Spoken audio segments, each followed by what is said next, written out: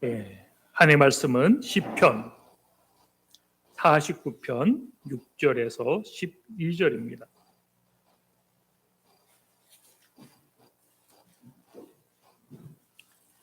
시편 49편 6절에서 12절입니다. 836쪽.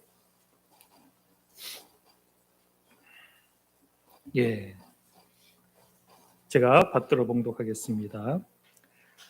자기의 재물을 의지하고 부유함을 자랑하는 자는 아무도 자기의 형제를 구원하지 못하며 그를 위한 속전을 하나님께 바치지도 못할 것은 그들의 생명을 속량하는 값이 너무 엄청나서 영원히 마련하지 못할 것임이니라. 그가 영원히 살아서 죽음을 보지 않을 것인가. 그러나 그는 지혜 있는 자도 죽고 어리석고 무지한 자도 함께 망하며 그들의 재물은 남에게 남겨두고 떠나는 것을 보게 되리로다. 그러나 그들의 속생각에 그들의 집은 영원히 있고 그들의 거처는 대대에 이르리라 하여 그들의 토지를 자기의 이름으로 부르도다. 사람은 존귀하나 장구하지 못하며 멸망하는 짐승 같도다. 아멘. 우리 구영기 목사님 나오셔서 깨달을 줄 아는 사람이라는 말씀 증거하실 때 많은 은혜 받으시기 바랍니다.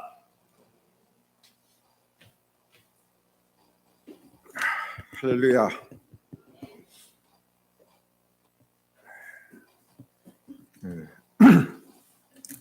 본문 말씀을 중심으로 오늘은 깨달을 줄 아는 사람이라는 제목으로 말씀을 함께 나누려고 합니다. 한번 따라합시다. 깨달을 줄 아는 사람. 12절 말씀을 다시 한번 주목해 보십시다. 사람은 존귀하나 장구하지 못하며, 사람은 존귀하나 그 생명이 오래 길지 않다라고 하는 그런 말씀이죠. 장구하지 못하며 멸망하는 짐승과 같도다. 또 저 아래로 내려가서 20절 말씀을 같이 한번 봅니다. 20절 말씀 같이 읽겠습니다. 시작. 존귀하나 깨닫지 못하는 사람은 멸망하는 짐승 같도다.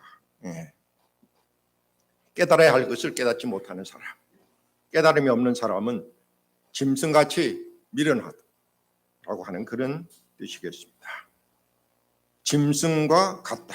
그렇습니다. 깨달아야 할 것을 깨닫지 못하는 사람은 짐승과 같다라고 하는 그런 말입니다. 사실은 알고 보면은 짐승 같지도 않고 짐승보다도 더 못하지 않은가 그런 생각이 들기도 합니다. 왜냐하면 짐승은 한 번 빠진 함정에는 두 번 다시 빠지지 않는다라고 합니다. 그런 면에서 생각해 볼 때 깨달음이 없는 사람은 짐승보다 더 미련하고 어리석은 그런 것이 아닌가 하는 그런 생각이 들기도 합니다.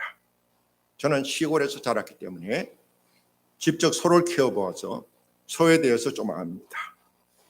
소는 알고 보면은 생각보다도 상당히 영리하고 똑똑한 그런 동물입니다. 그래서 소처럼 미련하다라고 하는 그런 말이 있는데 그 말에 저는 동의하지 않습니다. 소는 결코 미련하거나 어리석은 동물이 아닙니다. 소를 몰고 들에 나가서 풀을 먹여보면요, 소는 결코 아무 풀이나 마구 뜯어먹지는 않습니다. 풀에도 독이 있는 독초가 있습니다. 그런 독초를 소가 먹으면 죽고 말 것 아니겠어요? 그런데 소는 정확하게 그 독초를 잘 가려서 먹습니다. 먹어야 할 풀인지 먹지 말아야 할 풀인지 먹으면 죽을 독초인지 아닌지를 정확하게 구별해서 먹습니다. 또 더러운 풀과 깨끗한 풀도 가려서 먹습니다. 풀밭에는 개나 고양이 같은 짐승들이 배설을 해놓은 그런 곳이 있잖아요. 그런 곳에 풀일수록 아주 먹음직하게 아주 무성하게 잘 자라고 있습니다. 탐스럽게 보입니다. 아주 먹을만합니다. 그래서 그런 곳에 소를 데리고 가서 풀을 뜯어 먹이려 하면은 소는 냄새를 한번 휙휙 맡아보고서는 금방 그것을 먹지 않고 떠나버립니다. 더러운 곳에서 자란 풀은 정확하게 알고 그런 곳에 자란 풀은 아무리 먹기에 탐스러도 먹지 않습니다. 참 신기하다 싶을 정도로 정확하게 먹을 풀과 먹지 못할 풀, 더러운 풀과 깨끗한 풀을 잘 가려서 먹습니다. 이런 소를 누가 미련하다라고 말할 수 있겠습니까? 그렇지 않아요? 반면에 우리 인간들은 어떤가? 모두가 다 그런 것은 아니지만은 많은 사람들이 잘 가리지 못하고 아무 것이나 막 함부로 먹어버리는 그런 경향이 있지 않은가 하는 그런 생각이 듭니다. 먹을 것을 정확하게 못 먹을 것과 먹을 것을 가려서 먹지 않고 아무 것이나 함부로 먹는 그런 사람들이 분명히 있습니까? 없습니까? 많이 있죠. 먹으면 분명히 건강을 해치고 치명적으로 몸에 해롭고 나쁘다는 것을 알면서도 그것을 가려서 먹지 못하고 함부로 막 먹어버립니다. 그런 사람을 어찌 소보다 낫다라고 말할 수가 있겠는가? 그런 사람은 마치 실험실의 개구리 같은 그런 사람이라는 생각이 듭니다.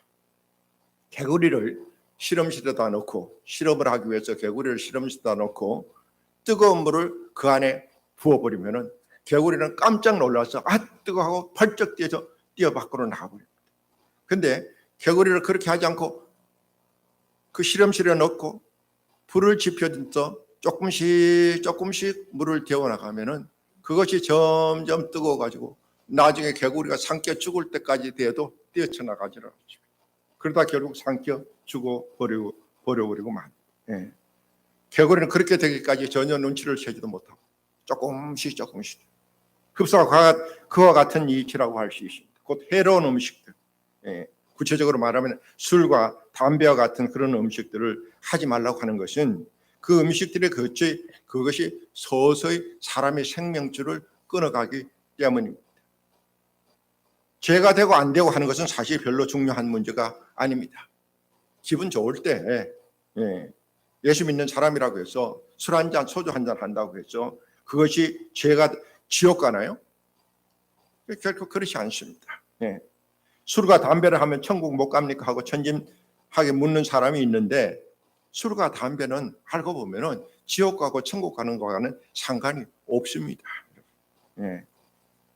만일 그것이 거기에 관계되는 중요한 문제라고 한다면은 그것을 즐겨하는 천주교 신부님들이나 천주교인들은 다 지옥 가게요?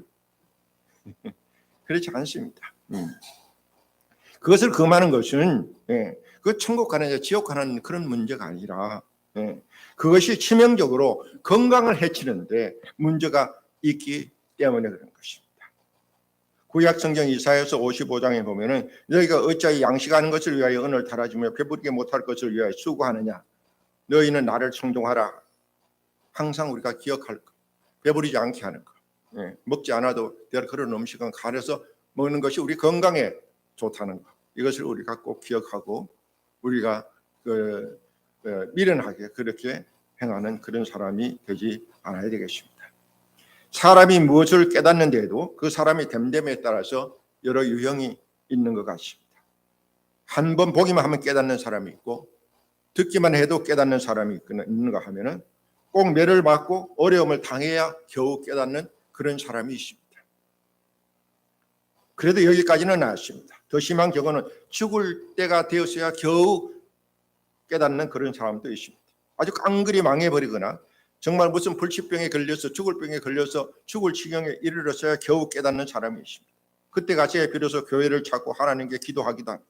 그때 가서야 비로소 감사를 알고 그때 가서야 비로소 전능하신 하나님을 찾고 하나님을 의지하려고 합니다.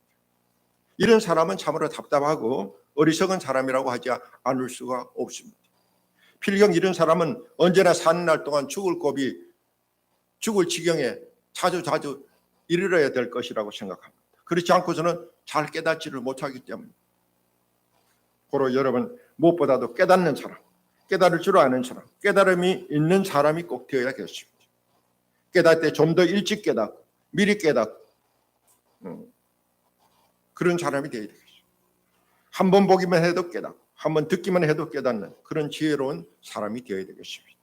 꼭 매를 맞고 깨닫는 사람, 다 잃어버리고 깨닫는 사람, 아주 죽을 지경에 이르러서야 겨우 깨닫는 사람은 어리석고 답답한 사람. 전에 코미디언 이주리 씨가 폐암에 걸려서 죽기 직전에 했던 금연 광고가 있었잖아요. 기침을 콜록콜록 하면서 좀 더 진작 알았다면, 좀 더 일찍 깨달았다면 이렇게 허무하게 내가 죽지 않았을 텐데 라고 후회하며 자주 하던 그런 이주리 씨의 광고를 여러분도 기억하실 것입니다. 때늦은 후회죠. 참으로 어리석은 사람입니다. 이 광고를 보고 많은 사람들이 금연을 했다는 말을 들었습니다. 아무튼 우리는 그런 어리석은 사람이 되지 않도록 그렇게 힘쓸 필요가 있습니다. 고린도전서 10장 1절에서 11절까지 말씀을 보면은 사도 바울은 출애굽할 당시에 하나님을 거역하고 범죄한 우리 신앙의 선조들의 행적을 하나하나 자세히 거론을 합니다. 시간이 있으면 한번 찾아봤으면 좋겠는데 시간상 그냥 넘어가는데 고린도전서 10장을 집에 가서 1절부터 한번 꼭 찾아서 11절까지 한번 읽어보시기를 부탁을 드립니다.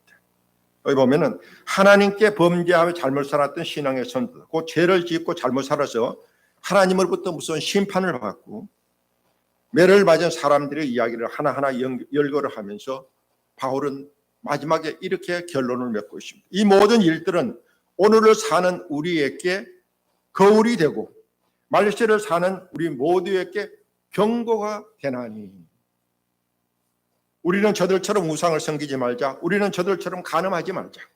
우리는 저들처럼 원망하지 말자. 우리는 저들처럼 죄짓지 말자. 그렇습니다. 우리는 저들처럼 하고 살지 말아야 합니다. 저들의 잘잘못을 가려서 오늘의 우리의 거울로 삼고 우리가 살아가는 삶의 지침으로 삼아서 그래서 우리는 저들처럼 심판받고 저들처럼 멸망당하는 그런 어리석은 사람이 되지 않아야 되겠습니다. 근데 가만 보면 어리석은 사람은 언제나 남이 하는 어리석은 짓을 하고 그대로 보고 따라 배웁니다. 욕하면서 배운다는 그런 말이 있습니다만 정말 그런 경우가 흔히 있습니다. 대체로 혹독한 시집살이를 한 며느리가 나중에 자기가 시어머니가 된다면 어떻게 해요? 자기 며느리도 혹독하게 시집살이를 시킵니다.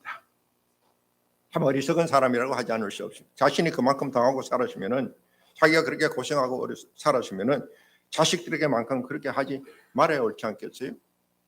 그런데 어리석은 사람은 꼭 그렇게 합니다. 간음죄를 지으면서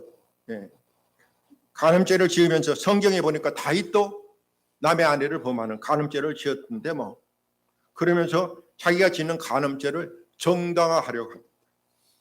그러나 여러분 다윗이 그 죄를 짓고 얼마나 후회를 하고 얼마나 회개의 눈물을 흘렸는지 여러분 시편 말씀을 다시 한번 잘 읽어보십시오. 시편 말씀이 150편 중에 73편이 반 이상이 다윗이 지은 시인데 그 다윗의 시의 반 이상이 회개의 눈물의 고백이 바로 그때 지었던 그 죄를 회개한 그런 시.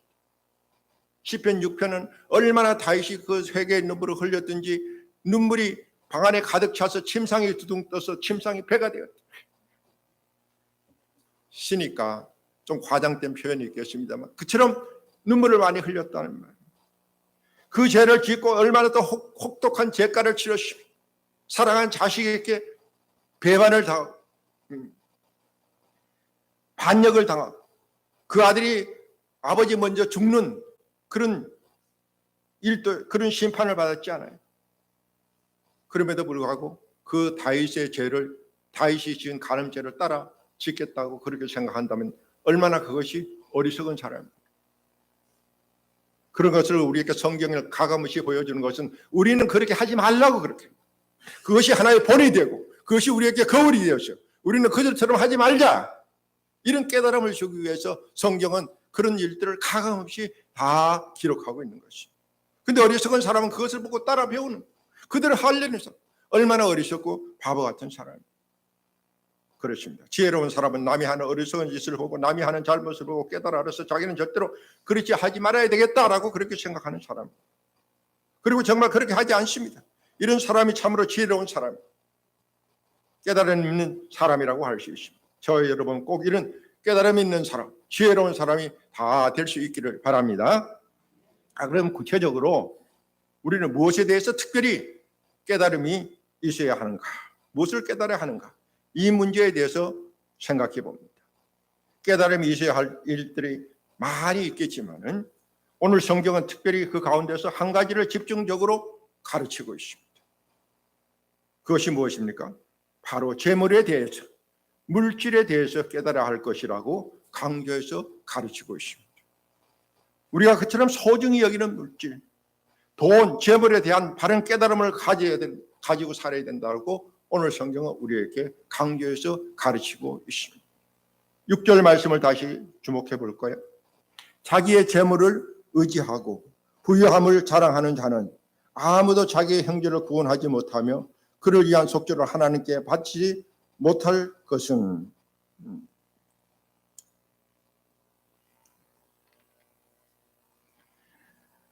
그가 알아야 할 것, 자기의 재물을 의지하고 풍부함으로 자극하는 자, 그가 알아야 할 것은, 그가 곧 깨달아야 할 것은 바로 이런 것입니다. 어떤 것인가? 그 재물은 결코 재물로는 사람을 구원할 수가 없다. 그 재물로는 사람의 죄를 속량할 수 없다라고 하는 것입니다. 물론 재물은 우리가 살아가는데 매우 소중한 것입니다. 없어서는 잠시도 살아갈 수 없는 것입니다. 매우 귀한 것입니다. 그러나 우리가 깊이 명심해야 할 것이 있습니다.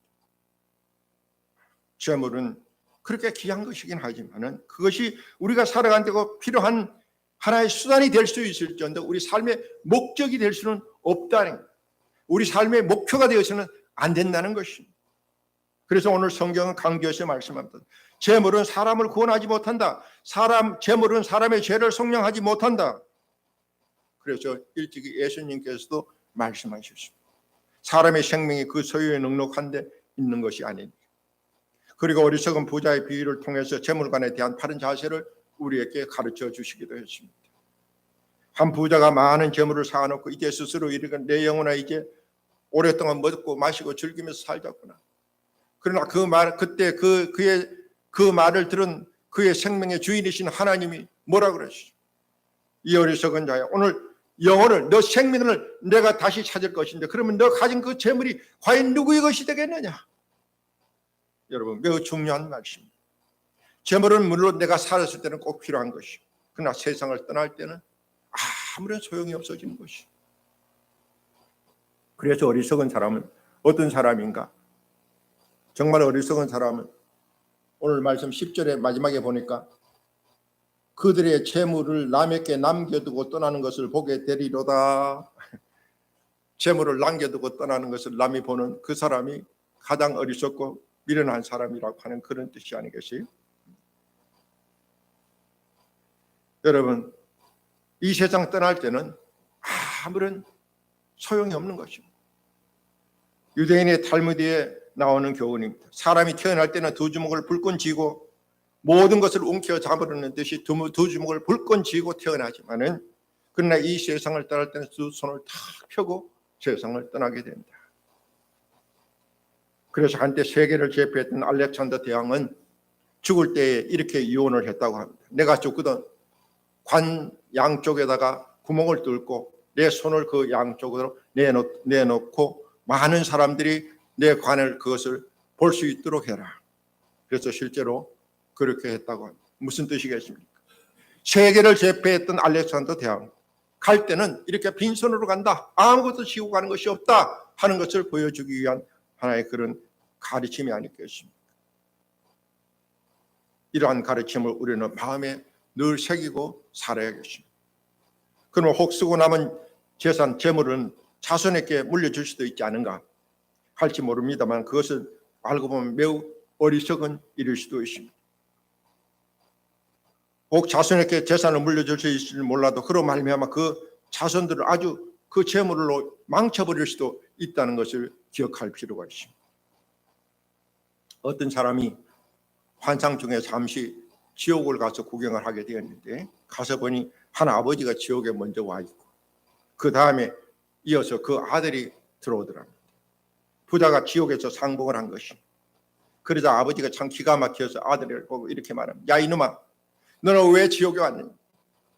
나는 너를 행복하게 해주려고, 너만큼은 돈 걱정하지 않고 돈으로 인해 죄짓지 않고 착하게 살게 해주려고 내가 살았을 때 물불을 가리지 않고 온갖 죄를 다 지으면서 내가 그렇게 해서 재물을 모아서 그 때문에 내가 지옥에 왔지만 그러나 너는 왜 지옥에 왔니? 그 많은 재산을 너에게 고스란히 다 물어주고 왔는데 왜 너는 그 재산으로 잘 살지 못하고 지옥에 떨어지고 이 지옥에 너도 오 말하느냐고 소리쳤습니다. 그러자 그 아들이 아버지에게 뭐라고 대답했다는지 아십니까? 아버지, 차라리 내가 가난했더라면 정직하게 살았을지 잘 살았을지 모릅니다. 근데 아버지가 그처럼 많은 재산을 물려주었기 때문에 그 재산 가지고 허랑방탕하게 살 수밖에 없었고 따라서 이렇게 그 재물로 인하여서 지옥에 올 수밖에 없었습니다. 기가 막힌 이야기 아닙니까? 결국 아들과 아버지 부자가 함께 지옥으로 떨어진 이유가 뭡니까? 다 재물 탓입니다.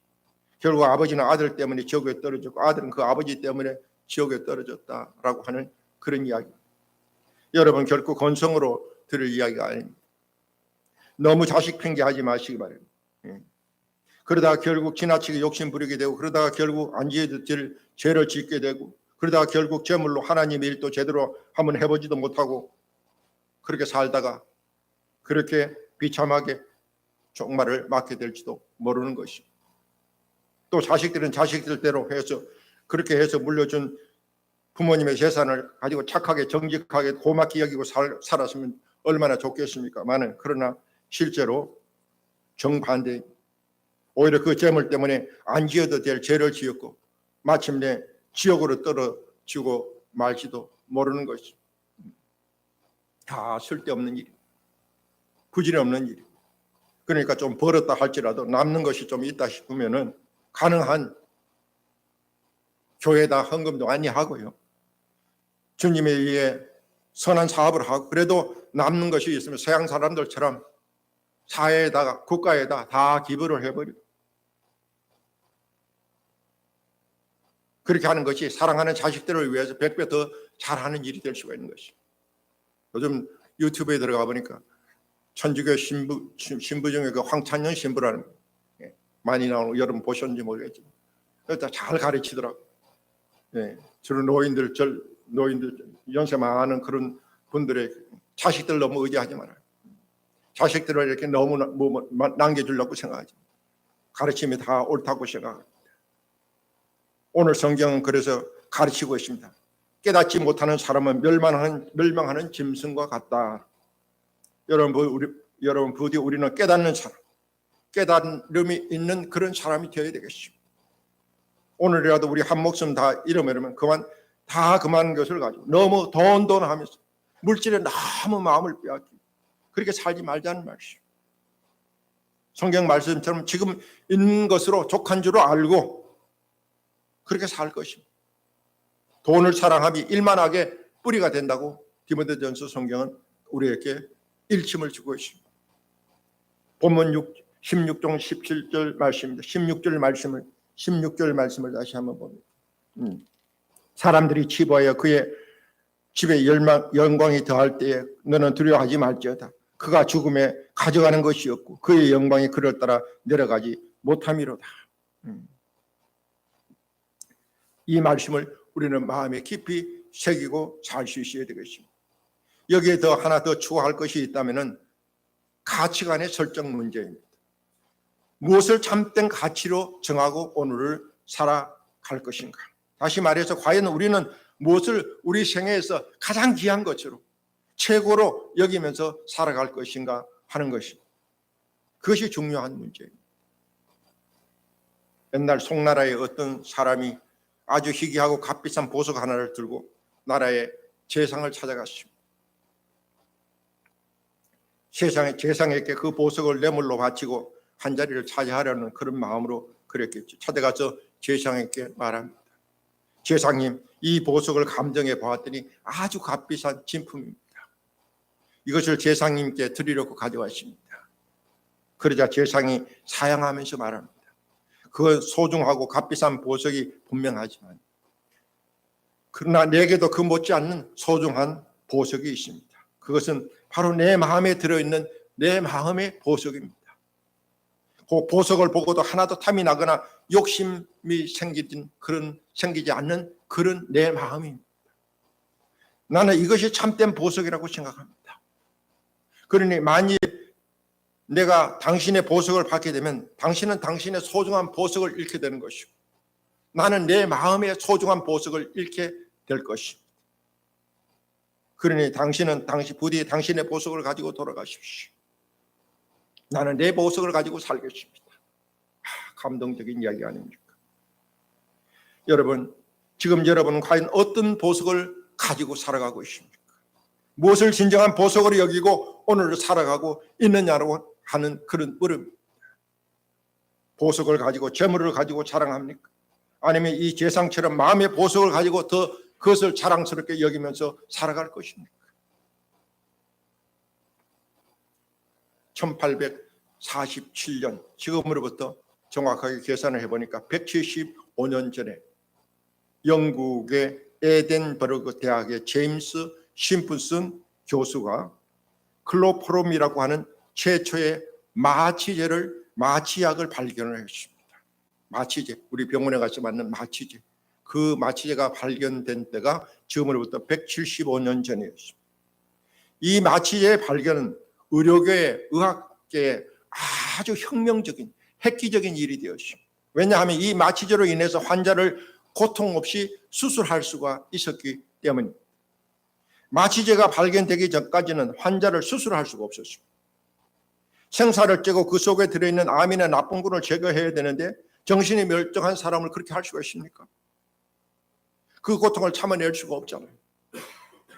그러니까 마취제가 없다면 어떻게 해요?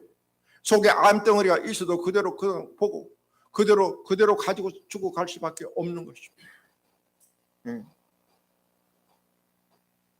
하긴 경제가 열악해서 마취제도 없대요. 이북에는. 그래서 수술할 때도 그냥 째고 이빨을 빼내도 마취도 안 하고 그냥 아휴 생각하면 끔찍하잖아요. 네? 아무튼 마취제가 발견되기 전까지는 속에 암덩어리 같은 나쁜 그런 것이 몸속에 들어있어도 꺼낼 수가 없습니다. 그래서 환자는 그저 죽을 날만 기다리고 있어야 했던 것입니다. 그러나 마취제가 발견된 이후 환자는 고통을 모르게 해놓고 쉽게 수술을 할 수가 있습니다. 우리 집 사람 어제도 가서 또 한쪽 눈, 양쪽 눈 다 이제 수술을 받은 마취제로 마취를 해놓고 그 수술을 했으니 그렇지 않고 생사를 그렇게 째고 수술을 한다고 생각할 수가 있겠어요? 아프죠. 그대로 살다가 그대로 죽어야지. 그렇잖아요.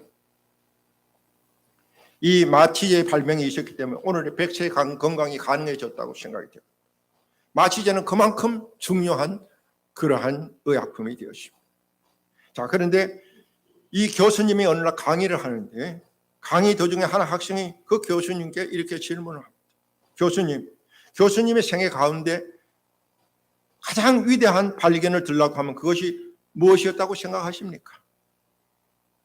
사실 이 학생의 질문은 포르쿰이라는 위대한 마취제를 발견한 교수님의 업적을 염두에 두고 한 그런 질문이었을 것입니다. 당연히 마취제를 발견한 것이 내 생애 가장 최고였다. 이렇게 대답할 것이라고 생각하고 그런 질문을 했을 것입니다. 그러나 그 심프슨 교수는 한참 동안 창문을 바라보고 나서는 그 학생들을 향해서 이렇게 말했습니다. 내 생애의 가장 위대한 발견은 나 자신이 완전하지 못하다는 사실과 나에게 가장 필요한 것은 하나님이라는 사실을 깨달은 것이라고 할 수 있습니다. 라고 대답했습니다. 내 생애에서 가장 귀한 것은 바로 그런 마취제가 아니라 하나님을 아는, 하나님이 살아계시다는 걸 알고 하나님을 믿게 된 사실. 이것이 가장 귀한 일이었다라고 그는 그렇게 대답했습니다. 그렇습니다. 우리 인간들은 다 불완전한 존재입니다. 그렇기 때문에 하나님의 은혜가 아니면 하루도 살아갈 수가 없습니다. 하나님이 도와주셔서 이만큼이라도 우리가 살아가고 있는 것이죠. 그리고 하나님을 알아야 구원을 받고 영생을 얻어 지옥이 아닌 천국에 들어갈 수가 있습니다. 수억만금을 가졌다 한들, 아무리 출세를 하고 성공을 했다 한들, 부귀영화를 누리며 산다 한들 깊이 생각하면 그거 다 별거 아닙니다. 이 세상 떠날 때는 이 세상에 자랑하던 그 모든 것들이 아무런 소용이 없어지고 사람에게 진정으로 중요한 것은 다른 것이 아닙니다. 오직 내가 죄인이라는 사실을 깨달아 알고 그 죄를 해결하지 않고 그대로 가지고 살면 필경 죽을 수밖에 없다는 것을 깨달아 알고 그 죄를 해결을 할 수 있는 길은 오직 하나, 주 예수를 믿고 그래서 이 땅에서 천국 시민권을 얻어서 천국에 가는 것, 그거보다 더 중요한 것은 없다고 하는 사실입니다. 믿습니까? 이 깨달음이 없는 사람은 그야말로 멸망할 짐승보다 더 못한 세상에서 가장 한심하고 비참하고 불쌍한 사람이 아닐 수가 없습니다. 그런 면에서 이미 우리는 참으로 존귀한 사람, 깨달아야 할 것을 깨달은 사람이라고 할 수 있습니다. 그래서 주 예수를 하나님을 최고로 알고 믿고 살아가는 것 아니겠습니까? 그렇습니다. 분명 사람은 존귀한 존재입니다. 그러나 깨달음이 없는 사람은 짐승과 같다라고 하는 이 말씀을 마음에 새기고 부디 깨달음이 있는 사람, 지혜로운 자의 삶을 살아가는 저와 여러분이 다 되실 수 있기를 주의 이름으로 축원합니다. 기도합시다. 주님, 오늘 말씀에 깨달음이 없는 사람은 멸망할 짐승과 같다고 계십니다. 저희들이 이 말씀과 마음에 깊이 새기고 부디 깨달음이 없는 멸망할 짐승 같은 사람이 되지 않고 깨달음이 있는 지혜로운 삶을 살아가는 사람 되게 하여 주옵소서. 특별히 우리가 그처럼 소중히 여기는 재물에 대해서, 돈에 대해서 분명한 깨달음을 가지고 살아가는 지혜로운 사람 되게 해 주시기를 간절히 바라고 주 예수 그리스도의 이름으로 기도 올려옵나이다. 아멘.